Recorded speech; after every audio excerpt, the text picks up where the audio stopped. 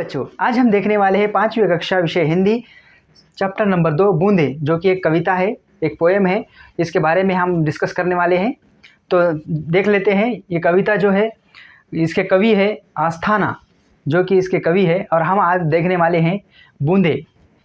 Rim झिम गाती बूंदे, रिम झिम गाती बूंदे, धरती पर है आती बूंदे। रिम झिम गाती बूंदे, धरती पर है आती बूंदे। खेतों बागों मैदानों में, खेतों बागों मैदानों में, हरियाली फैलाती बूंदे। रिम झिम गाती बूंदे, रिम झिम गाती बूंदे, धरती पर है आती बूंदे। खेतों बागों मैदानों में, हरियाली फैलाती बूंदे। धरती से नालों नदियों में, सागर में मिल जाती बूंदे। धरती से नालों नदियों में, सागर में मिल जाती बूंदे। गर्मी से तपते लोगों को शीतलता पहुंचाती बूंदे। मेंढक मोर पपीहे कोयल, सबका मन हर्षाती बूंदे। पुरवाई के रथ पर चढ़कर इठलाती मुस्काती बूंदे। तो बच्चों, ये थी कविता।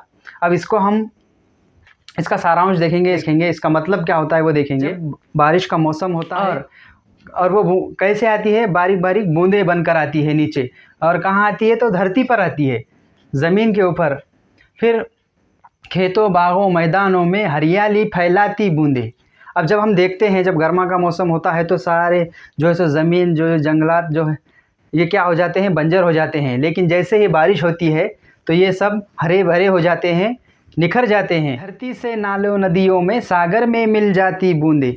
जब फिर बारिश होती है तो बहुत सारा पानी जमा होता है। वो पानी अब जब बच्चों, आपको भी पता है कि जब बारिश होती है तो हमारे घर पर पानी गिरता है और पूरे चारों तरफ पानी गिरता है। फिर वो पानी एक नाली से बहते हुआ कहाँ जाता है? नदियों के अंदर, नालों में जाता है, नालों से नदियों में जाता है, नदियों से सागर में जाकर मिलता है। और जब ये बारिश होती है तो बच्चों, ये बूंदें कैसी होती है? बारीक बारीक होती है। लेकिन जब इकट्ठा हो जाती है, जब मिल जाती है, तो किस तरह ये एक अपना रास्ता बना लेती है। और जब वो ये सारे मिलकर कहाँ जाती है? सागर में मिल जाती है।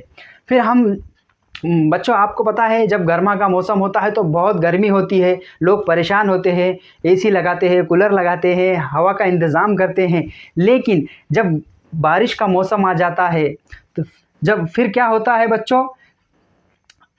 ये गर्मा को ख़त्म कर देती है। फिर लोग इससे है कि नहीं, खुश हो जाते हैं। जब बारिश हो जाती है तो गर्मी ख़त्म हो जाती है और उन्हें ठंडापन महसूस होता है, शीतलता जिसे कहते हैं, एक ठंडा महसूस होना, एक अच्छा महसूस होना, ठंडापन महसूस होना। मेंढक मोर पपीहे कोयल, सबका मन हर्षाती बूंदे। बच्चों, आपको मालूम है गर्मा के मौसम में मेंढक मोर पपीहे कोयल, सबका मन हर्षाती बूंदे। जब बारिश होने लगती है तो फिर क्या होता है? मेंढक भी बाहर आ जाती है, मोर नाचने लगते हैं, अपने पंख फैलाते हैं। और पपीहे कोयल, ये भी जो है, आपने देखा होगा झाड़ों के ऊपर कोयल अपनी मीठी आवाज़ से, मधुर आवाज़ से गाती है, कुहू मन हर्षाती है बूंदे, पुरवाई के रथ पर चढ़कर। अब आप देख सकते हैं स्क्रीन के ऊपर, पुरवाई के रथ पर चढ़कर इठलाती मुस्काती बूंदे। अब बूंद किस तरह आ रही है? तो आपने स्क्रीन पे देखा होगा कि घोड़े की एक रथ है और उसके अंदर बैठकर जो है सो बूंदें आ रही है। एक बूंद है जो रथ पर बैठ के आ रही है। और कैसे आ रही है? इठलाती मुस्काती बूंदे। जिस तरह नखरे से हम, जैसा अब जब हम नई गाड़ी पे बैठते हैं, किसी के साथ जाते हैं, कहाँ बाज़ार में जाते हैं, तो हमको अगर नई गाड़ी पे हम बैठे हैं या हम कोई सी ऐसी चीज़ पे बैठे हैं जो नई है, तो हम क्या करते हैं? उस पर बड़े शौक़ और ठाट से बैठते हैं। फिर मुस्कुराते भी हैं, हम मुस्कुराते हैं। कोई हमारे पहचान वाला जब दिख गया तो हम उसको देख के मुस्कुराते हैं, हाय हेलो करते हैं। इसी तरह बूंदे भी है ना, जब गिरती है बादल से तो पुरवाई के रथ पर चढ़कर इठलाती मुस्काती बूंदे। इसका मतलब ये है, जब बादल से जब बूंदे गिरती है, जब बारिश होती है, तो ये भी कैसे आती है? इठलाते मुस्काती है। तो ये था बच्चों, आज हमने देखे रिमझिम गाती बूंदे, जो कि एक कविता। हाँ बच्चों, आज हमने बूंदे कविता कंप्लीट की है, जिसके कवि थे आस्थाना जी। और अब हम समानार्थी शब्द देखेंगे।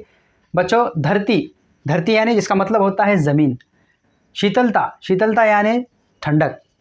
इठलाना, इठलाना यानी आम ज़बान में हम इतराना कहते हैं। और हर्षाती इसका मतलब होता है दिल बहलाना। तो बच्चे ये थी आज की कविता जो कि जिसका शीर्षक था बूंदे। हाँ, जो हमने कंप्लीट की है। कल मिलते हैं एक नए लेक्चर के साथ। Thank you.